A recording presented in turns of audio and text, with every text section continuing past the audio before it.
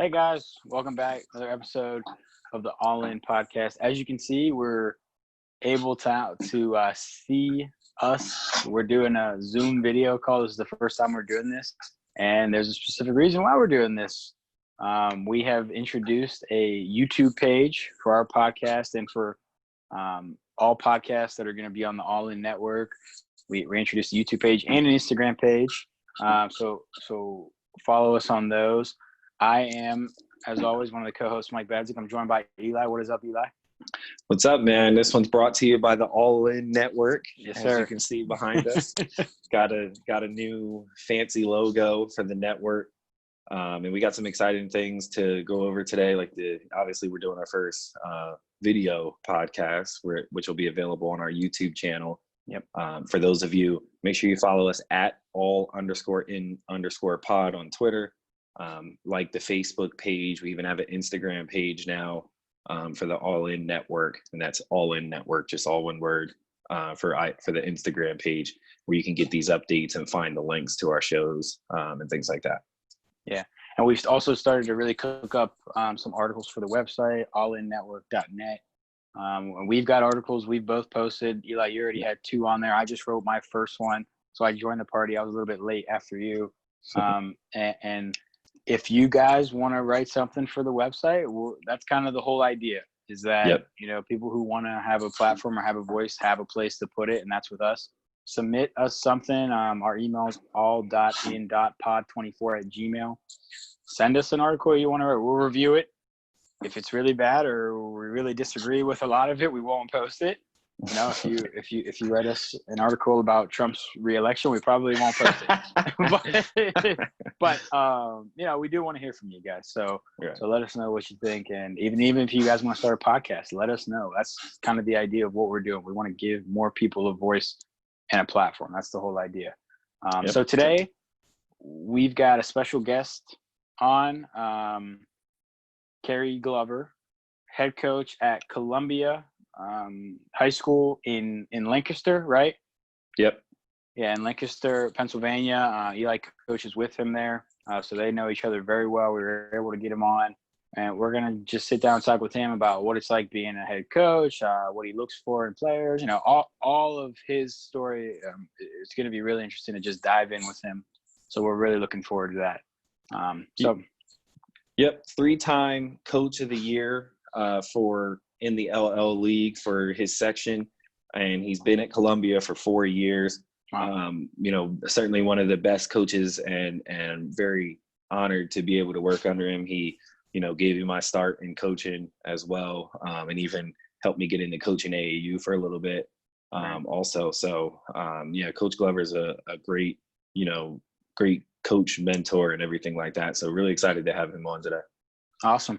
All right, well, let's do it. Let's bring it in. So here he is. We're gonna bring him in now. Coach Kerry Glover. Cool.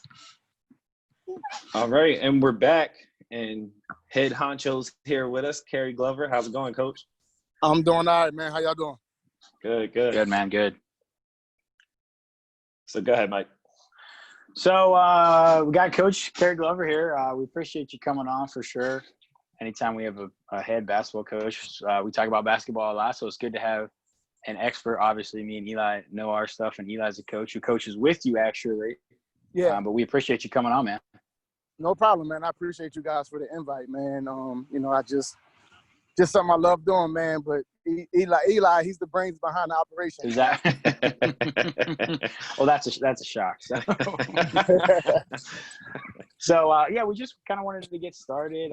So obviously you're at Columbia, head coach. So this was your 4th season, Eli tells me just now.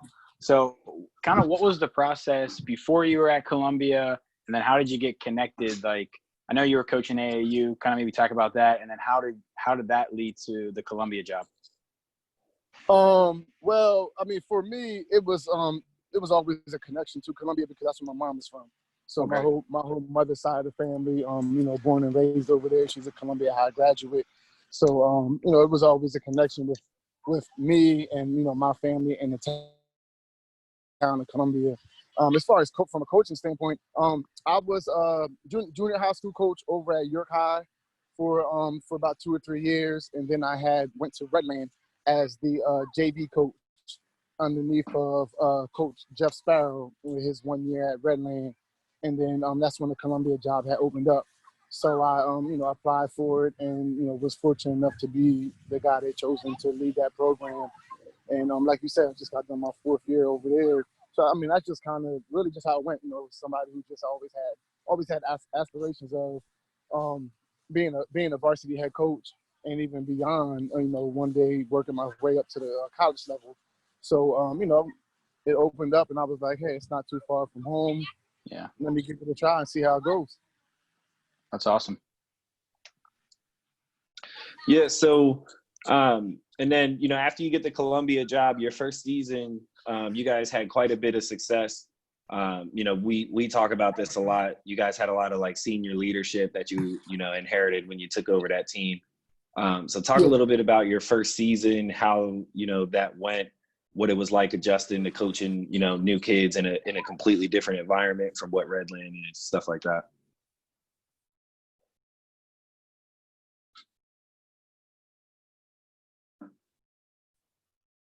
I mean, honestly, I would say just the basketball IQ and the work ethic.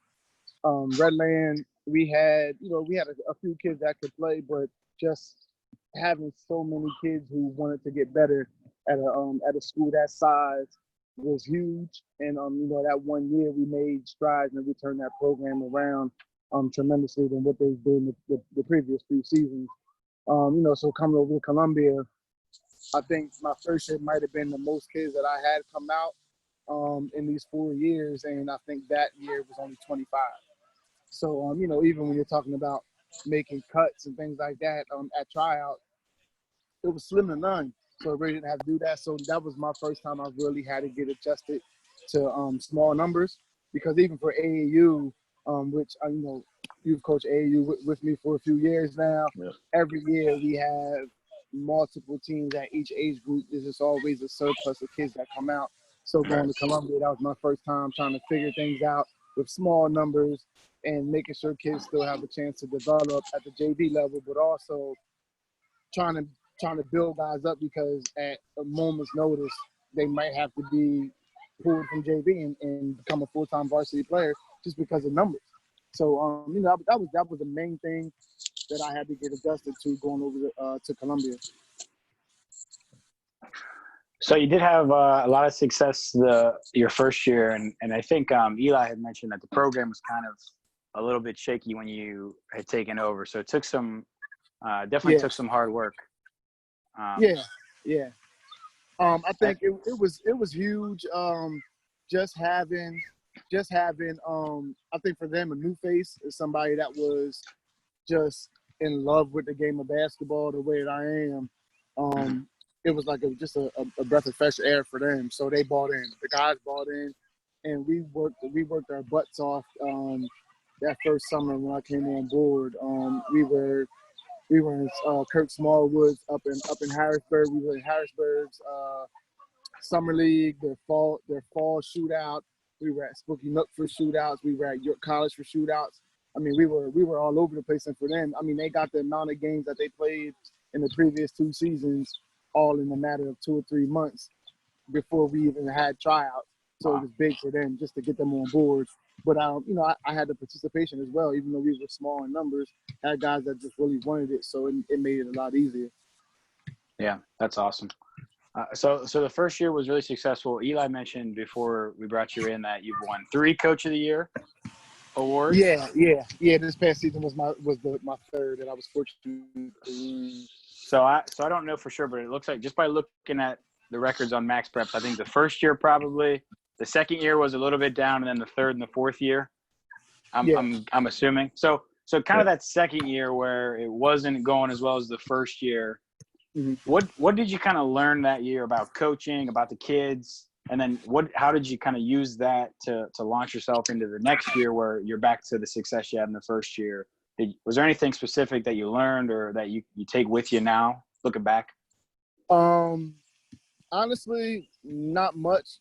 Yeah. Not much. It was it was some off the court issues that guys had to be dismissed from the team, and they Gotcha. were, they were leaders. They were leaders from a production standpoint, and it was just shocking to what took place. But it was unfortunate. But at the end of the day, the rules are the rules, and that's just something that I always try to express to those guys. Like, it's some things that I can help you with, and it's other things that are outside of my control that I just just nothing I can work out and try to maneuver around.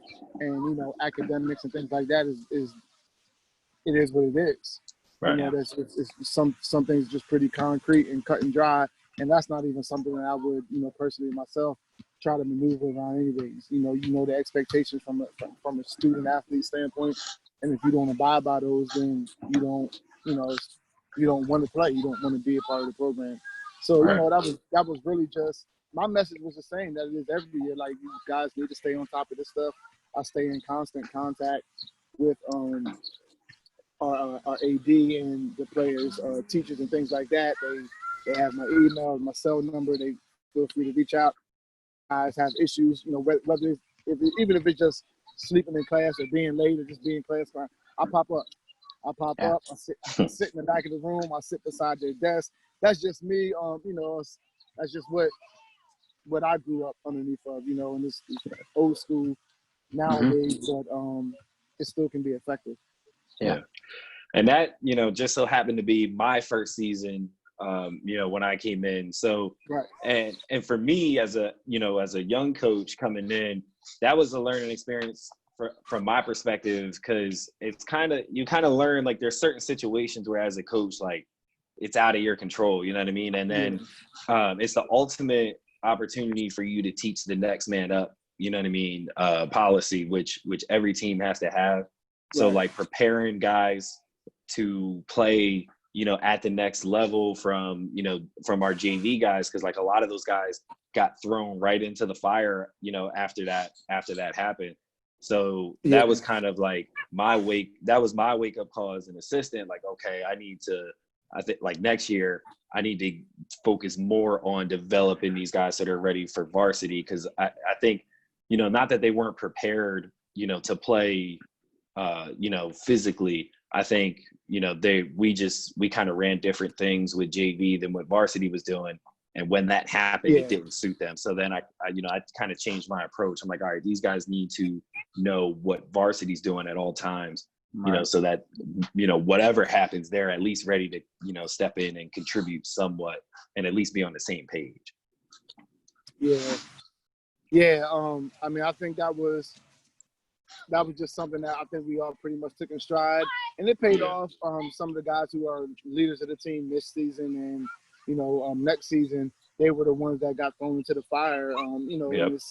It was unfortunate because we had some really high hopes for that group my second year, but things turned out how they turned out. But guys, they got planning experience and they understood what it took to be effective and productive at the varsity level, and it paid off for them.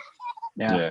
And how much those guys have grown since then has been ridiculous. Like, you talk about like Mike and Ryan Redding, you know what I mean? And some of the other guys that got thrown in, even, back at the time, Azure, who ended up going up and playing varsity minutes. They competed in some tough games and showed a lot of heart. And then those guys who were fortunate enough, to come back, their games soared over the last 2 years after, they got thrown in the fire. So ultimately, I think it ended up being like, you learn from everything, but I think ultimately it actually ended up helping us out as far as like developing guys, for the future. Right. I agree with that 100%, man. How did you guys link up, Coop? How did Coop end up as your JV coach? He's a Cooper, man. The name speaks for itself, man. Yeah. But Coop he's always been one of my guys, and just watching him come up. I'm 36. I'm a little older, but watching him come up, always respected his approach and the way he played the games and his demeanor, and that's something that that I've always took pride in controlling and maintaining myself. Yeah. So, when I actually first started coaching was in the York Youth League when I was in 11th grade, because the rules were kind of funny. If you played varsity basketball, you couldn't play in that league. So, but a bunch of my boys weren't playing varsity basketball as 10th graders, so that was where I hung out at after practice. And so I just hung around. And next thing I know, one of the coaches for a team there didn't show up, and I ended up being the head coach for one of the 11 to 13-year-old division teams as a 10th grader. So that was actually when I first started coaching. So then from there, it was just something that I did for a couple of years, and then a few years after that, maybe I want to say 3, maybe 4 years after that, his dad, Rob Cooper, he pulled me out to coach the man, the myth, the legend himself, man. He pulled me out, and that was my first time coaching AAU. So some of the guys that I had coached in the youth league and for York Boys Club ended up we transitioned right into AAU, and that was back when AAU was like big deal, especially here in York. It was one of the first programs in this area and one of the better programs in Central PA. So we would be in Philly and Chester and Delaware, New Jersey, things like that. And that was how I got my first taste of AAU. And I might have been 19, 20 years old, but it opened my eyes, and that's what made me really go from enjoying coaching and just being around the game to falling in love with it. So it was just different. It was different, but that was that was how I got connected to AAU and the Cooper family. And he's always like I say it all the time, that's my OG, man. He's one of the guys that I really thank a lot, because if it wasn't for him and for Rodney Washington, I wouldn't be coaching. Honestly, I wouldn't be coaching at all. So when I had got the opportunity to build my own staff, he was one of the first guys that I had reached out to. And because I know what he brings to the table, I know his IQ, I know his passion for the game, and even more importantly, like he's relatable. He can relate to the kids. He makes everything relatable, and they can understand things when it's coming from him. I have another guy on staff who's like my right hand man, Coach Rondell King. He's the clown. He cracks all the jokes, and he keeps the environment and the atmosphere, steady.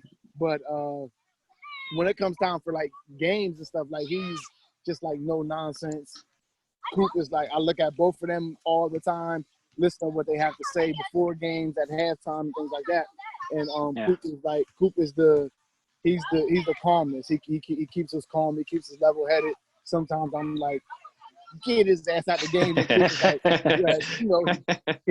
he understands. He helps me, and he helps the players, by a couple extra possessions, and we see if it goes in our favor or not. And you need that. He's not a yes man. So every staff I think that's the worst possible staff that a head coach could have, a bunch of yes men, because it's like you're never gonna grow. Every game, every week, every month, every season, I always take a look back and see, listen to some things that Coop might have said, some things that Coach King might have said, and it just helps me, grow and make sure I get better next time out. Yeah, that's awesome. High praise for you, Eli. Yeah, thanks. Yeah, he's definitely a gem, man. I'm trying to hold on. I'm trying to hold on at least for another 2 years, man. But I know opportunity is going to come calling, man. And I can't be mad at it. I just want to be able to at least get one district gold out of him before he goes on to the big league. That's the goal. We need that district title this year, man. That's the goal this year. That's it.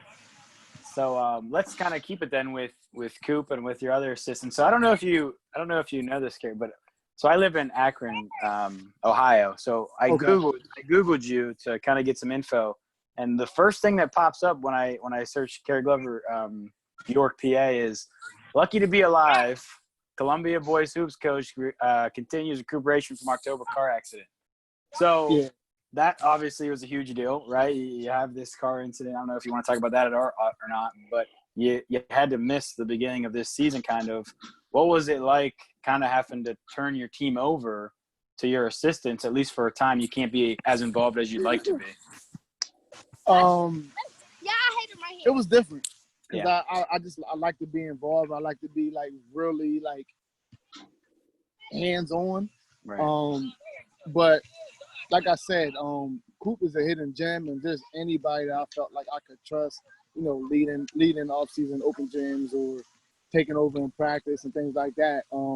It was him, definitely. So, you know, with the accident and everything that took place, it was like we were close to winding down open gyms. We still had a few left to give the guys a week or two off before tryouts. And then it was like the first October 10th to be exact. That took place, and it was just a shock because I had no idea what to expect next. I honestly didn't even think that I was going to be able to, you know, get back on track and, you know, start coaching as soon as I did. Mm-hmm. I honestly jumped in a little too early. I paid for it. I paid for that physical therapy, but I never let my guys know. You know, you know, I just didn't want them to be, you know, worried about me and things like that. But, you know, I was in so much pain and just things just weren't, you know, broke some ribs, broke my lower back in a couple different places. Jeez. And then I think the toughest part was mentally for me, just trying to overcome that and going to physical therapy on a daily basis for a couple hours a day, and then not being able to drive and do much on my own. You know, getting dropped off from Coop and Coach King after practice and things like that. It was just different for me because, like, I grew up fast.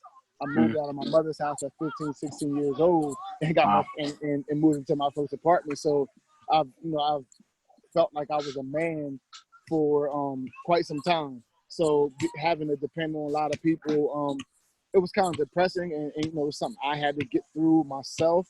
But on the flip side, it also showed, you know, that a lot of people had some real genuine love for me, and you know, and that's something that I'll never take for granted. That's awesome.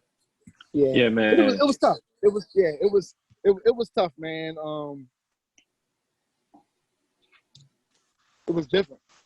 Yeah. It really was. It was different, and I think for me, I just didn't want to take away from the kids and what they were trying to get accomplished. But it was tough when, you know, reporters were coming to the games and asking questions, and they were doing stuff like practice and things like that. And I was like, oh man, again.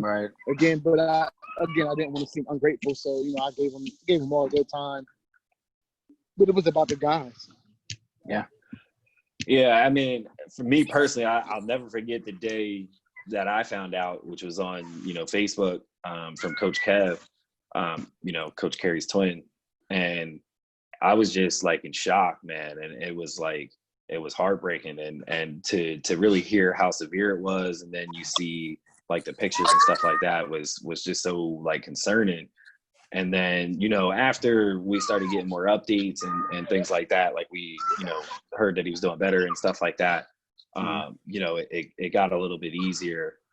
But, you know, from a coaching perspective, you know, after that, it was like, all right, like, you know what I mean? Because we're like 3-4 weeks away from the season, or, you know, when practices start, and it's, you know, our open gyms had stopped for like a week or two after it happened. I think it was like a week afterwards, you know, to give everybody time to kind of cope with it and things like that.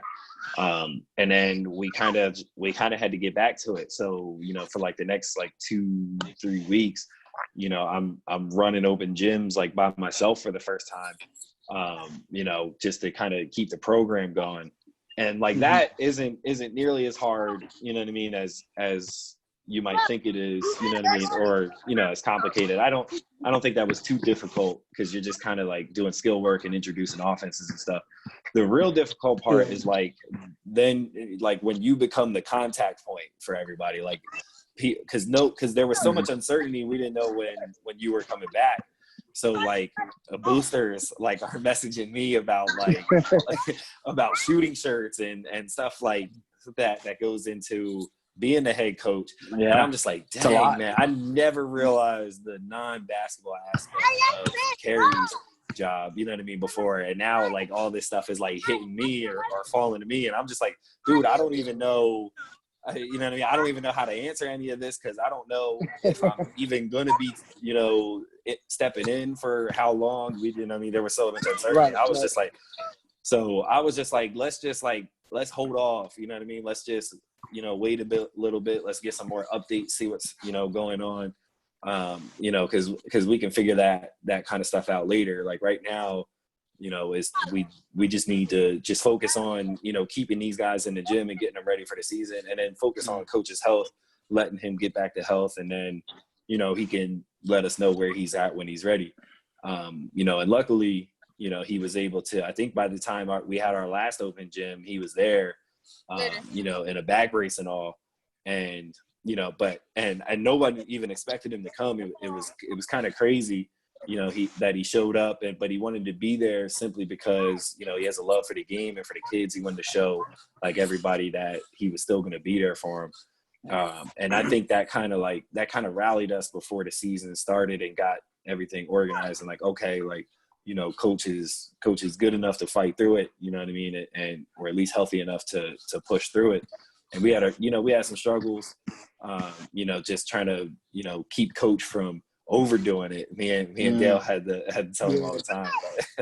But, it was good to have him back, and then to have the season that we had this year coming off of that, it was a true success story. And now we get the opportunity to come into this year, and now we have a different struggle with a global pandemic. I was gonna say, assuming you have, right. So there's always obstacles, but like if last year taught us anything, you know what I mean, this is nothing that we can't handle. So right, yeah, I think everything that took place kind of prepared us for what we're going through now, man. With just some uncertainty, things a little unstable, and it was tough.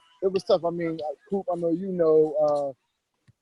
just even from physical stuff aside, just mentally where I was at, my memory was bad, and I still have my moments from the accident. But it was just I couldn't remember things, no matter what it was. Yeah. Even basic sideline out of bounds plays that I've ran for the last 7 years. Yeah, like it was. I was in bad shape for a while. Man. Couldn't remember, offensive sets or systems, things defensively. It was just a whole bunch. Certain things I would miss off of the scouting report. So I would always reach out to Coop and Coach King, and just when I started taking a bunch of notes, I still have a bunch of notes on my phone. I would just take tons of notes and put them down in my phone, just because I knew at some point I would be forgetting things, and I didn't want to overlook anything. So it was tough. Yeah. I just from this article, there's a picture of your car after the accident. It really is a miracle you even made it out. That was the scariest thing about it, was seeing those pictures. I almost wish that they didn't show it to us. Right. So let's kind of talk about what happened last season. Did you guys get to finish your season before the COVID, or you just in time? Okay? We did. The season actually stopped. We lost our first round state game.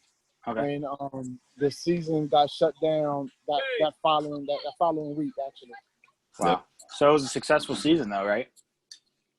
Yeah. It didn't turn out the way that we wanted it to. Of course, you want to win districts and still win first round states to be able to advance. But it was something that we still had a pretty young ball club this year. It was something that they were able to learn from and grow from. Just something to build on. Yeah. Yeah. I mean, we still only had 3 seniors, even though like most of our guys came back with much more varsity experience. But we still only had 3 seniors. But we were still able to win our first section title since 2008. So first time in the decade that Columbia's won the section. And we went undefeated doing it. So there's something to say to that. A district semifinal, is nothing to sneeze at either. So it certainly was. I'd certainly consider it a success. Yeah, definitely. It was to see the community get behind us and show support and things like that. It was huge, man, especially for the young guys that's coming up. It gave them something to look forward to and to stay committed. Because one thing I've learned in these 4 years here at Columbia was it's a transition town. From coaches to student athletes to even administration. I think now my 4 years here, I'm working with my third athletic director. We always have players who come in and they're there for a couple months or maybe one school year. Next thing you know, they're gone. We're working with them in the off season. By the time tryouts come, they're gone. So we're like, oh, what happened to such and such who would have been a big piece for our program, especially with the small numbers that we have. But, for one reason or another, things just change. Yeah. It's life. So just, to deal with and move on. So, also, I was looking at the Max Preps. There's a Kerry Glover on the team. Is that your son or?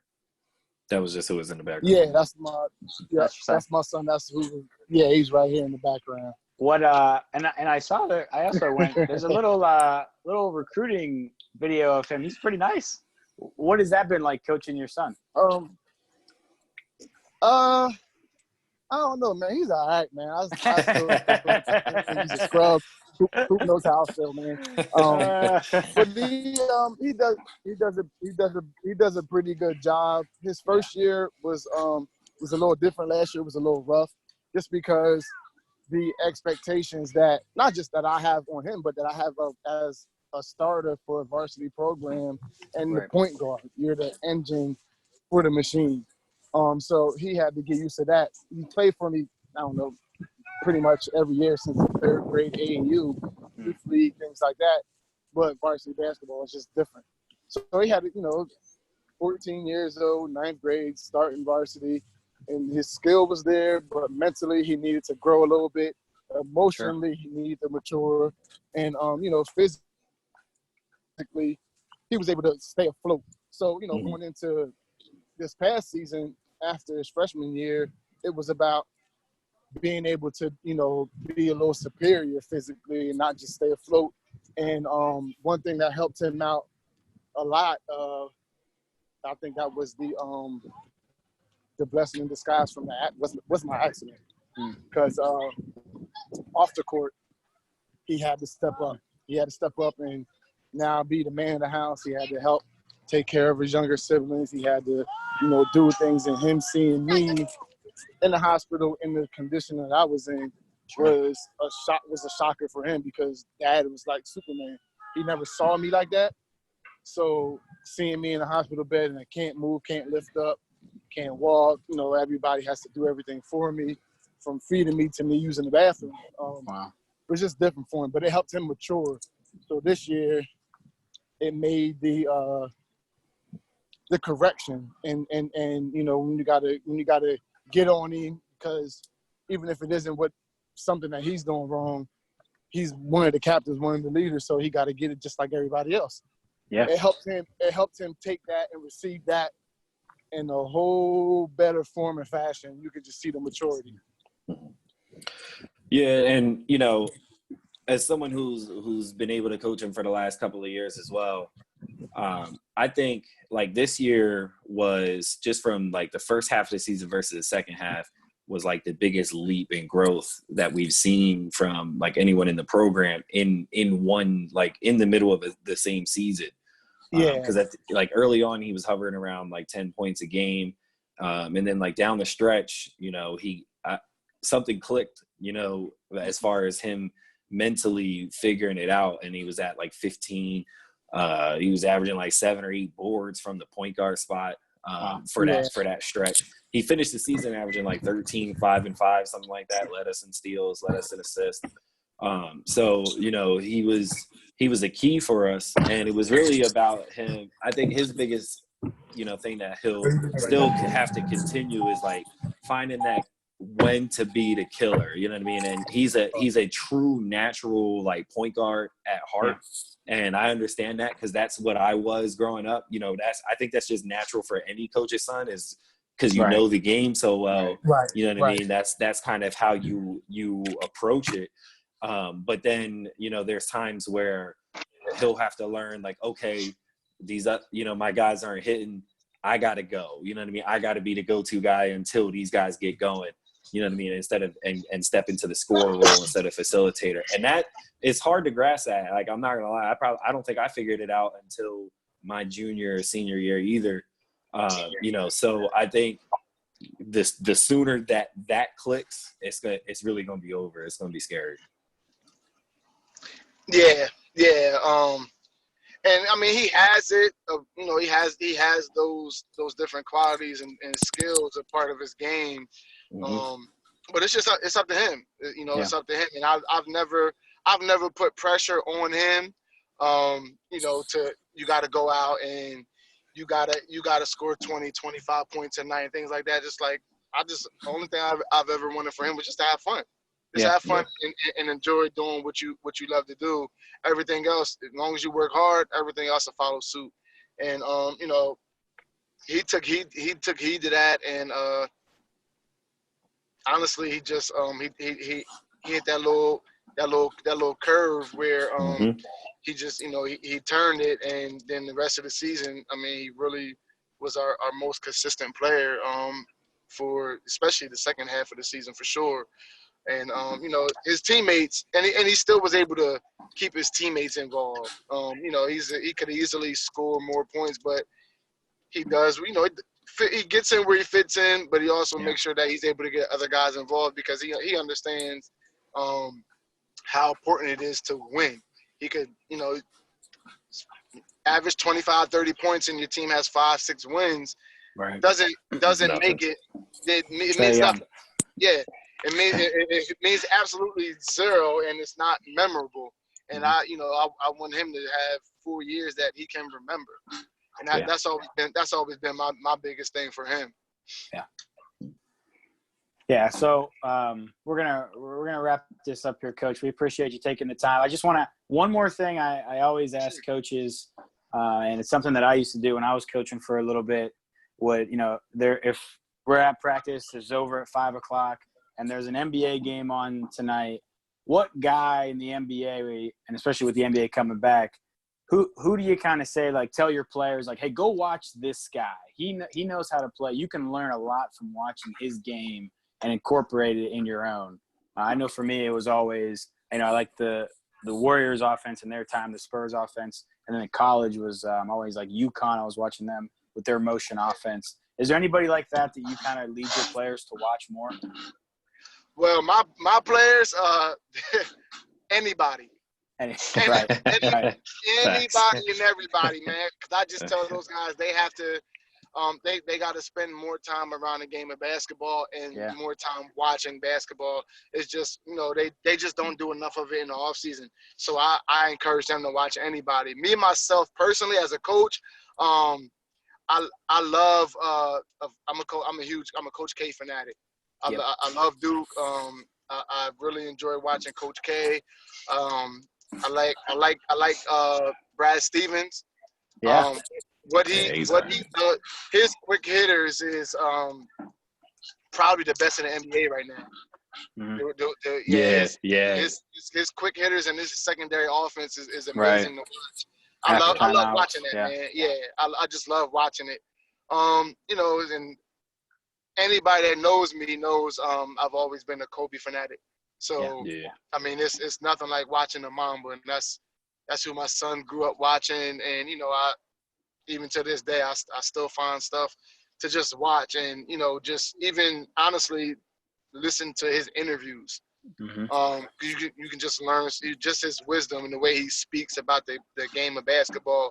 It just flows out effortlessly, and you can tell he knows his stuff. He takes that time and really understands it, and you know it's the Mamba, man. So I've always, and I always will, just continue to watch that. So one more thing before we let you go, I wanted to give you a chance to talk about Enterprise, you know, the new business that you just started up for, you know, trainings, tournaments, and camps and things like that. So talk a little bit about your goals there, like what the mission of the company is and things you got coming up. It's I had an LLC a few years ago, which I started a youth summer league in York called Summer Saints. That company was called Takes a Village. Of course, behind the whole It Takes a Village Right. theme and mindset, which I was trying to help usher these young people in York City and the surrounding areas into this, to keep them away from the streets and things like that. Just try to help them reach their full potential. So Awesome. I do a lot of different things. I've worked in the school system for 14 years, and last year in May I actually just hit my 1 year anniversary. I had a career change to where I started working with real estate with a good friend of mine, Eric Brewer, and his company, CR Property Group, Integrity First Home Buyers. So just doing all of that, as I said earlier, it's hard for me not to be heavily involved. So, I just always had my own passion and dreams to do my own thing.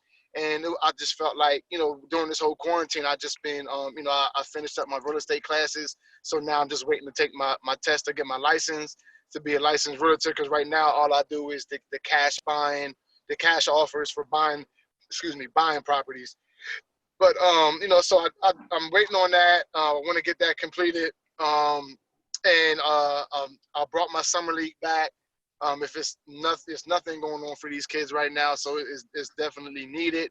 And I just want to do some coaching clinics and things like that, and have other coaches come in to where I can kind of make my mark, so to say, with the next generation of players and coaches from Central PA and the surrounding areas. Because for me, it was always, I had I talked about him earlier, Kirk Smallwood from Harrisburg.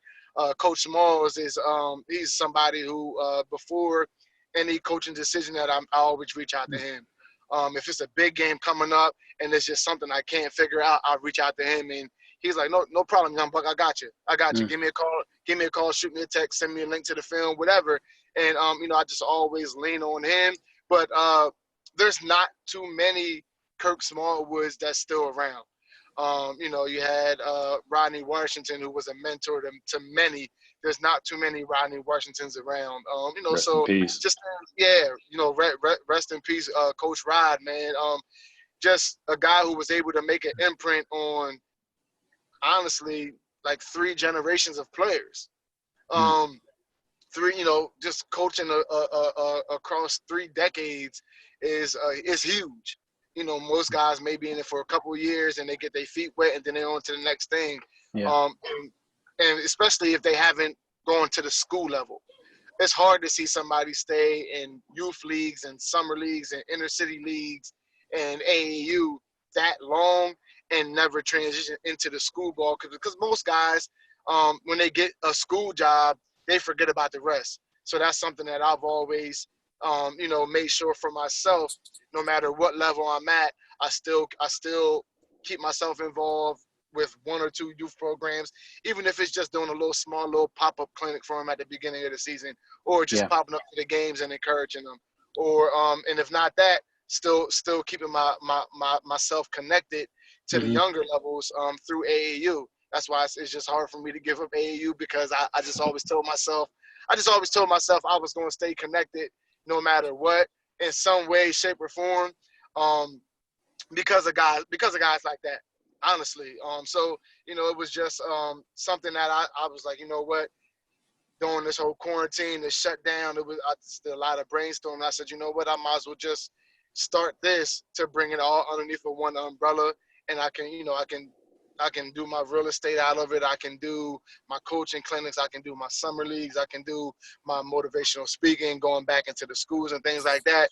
Just bring it just that way. It just has some type of structure to it. And I'm not just, because I'm a person who, Coop would tell you, I feel like I can do so many different things. Sounds like it. Yeah. I run myself crazy, because this is over here in York. This is in Lancaster. This is in Columbia. I'm doing this at this school. I'm coaching here at this school. I got AAU at the Nook, and we got over 300, 400 kids in the pro. So it was just time for me to slow down a little bit, bring it all together, and give it some structure. That way I'm not burning myself out, And I don't have to do everything. I can just provide the opportunity for somebody else who's up and coming. That's awesome, man. Yeah, it's great work that you do. Keep it up. From everything Coop tells me, he speaks very highly of you, highly respected by everybody in that community, certainly for everything you do. Yeah, man, hey, we really appreciate you coming on. It's been a really good conversation. I hope you had fun. I appreciate you guys, man. Thanks for, giving me the opportunity, man. For real, I appreciate it. Yeah. NBA coming back real quick before we let you go. Who's winning the title? Lake Show, man. I like it. I like it. I knew it. You know that. All right, man. I'll see y'all later. All right, Coach. Man. Thanks, Coach. All right. Yep, thank you.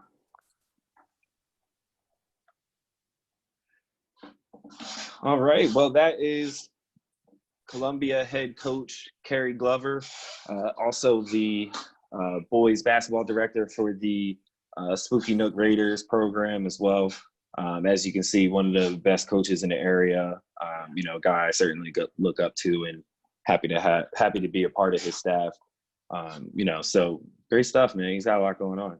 Yeah, dude. Sounds like a great guy. I really enjoyed that conversation. Cool story.